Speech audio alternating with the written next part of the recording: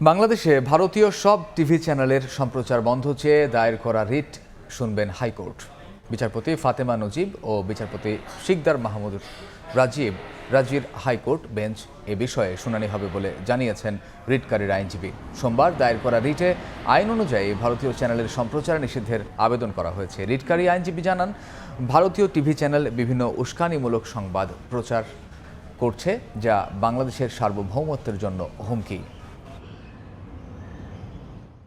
আমাদের দেশে নাকি কি অনেক মানে তাদের অত্যাচার করা হয়, হিন্দুদের অত্যাচার করা হয়, জাতিসংঘ মিশনের তদারকি পাঠানোর কথা বলছে। এই কথাগুলো যে বলে তাদেরকে হয় কি আমাদের আঞ্চলিক অখণ্ডতা, আমাদের সার্বভৌমত্ব এটা নষ্ট হয়।